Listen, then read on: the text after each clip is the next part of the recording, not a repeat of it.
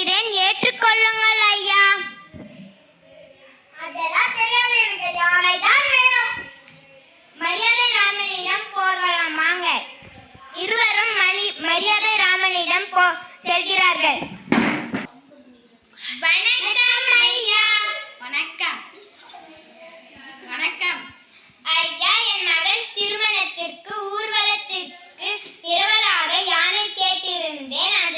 அது தற்செயலாக இறந்து விட்டது. இவர்கள் அதற்கு பதிலாக நான் பணமோ பொருளோ தந்து விடுகிறேன் சொன்னேன். இவர்கள் என் யானைதான் வேண்டும் என கூறுகிறார்கள். ஐயா வணிகரே, நீங்கள் நாளை காலையில் வர வேண்டும். உழவரே, நீங்கள் நான் வணிகரை உங்களை அழைத்து வருவதற்கு அனுப்புகிறேன். அவர்கள் வருவதற்கு முன் பானையை அடுக்கி வைத்திருங்கள். சரி ஐயா. நாளை என் வீட்டிற்கு வாருங்கள், இருவரும் சேர்ந்து போகலாம்.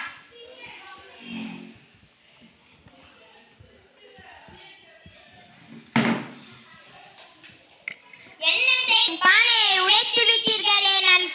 நான் பொத்தி பொத்தி வைத்திருந்த பானையை உடைத்து விட்டீர்கள். நான் பழங்கால பானையை வைத்திருந்தேன், நீங்கள் உடைத்து விட்டீர்களே. அதை நீங்கள்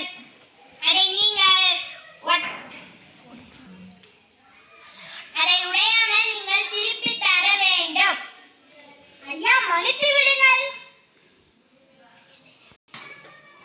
உடைந்து போன பானையை எப்படி திரும்பவும் தருகிறது? எனக்கு என் பானை வேண்டும்.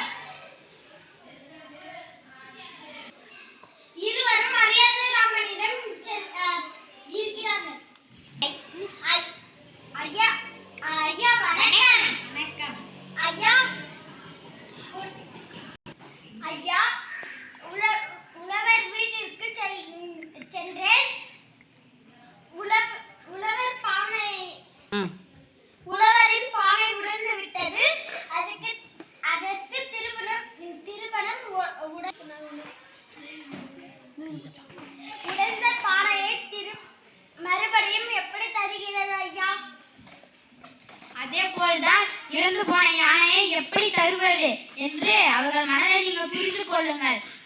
பணமோ பொருளோ உழவர்கிட்ட வாங்கிக் கொள்ளுங்கள். உழவரை எடுத்து தாருங்கள். இந்தாங்க ஐயா.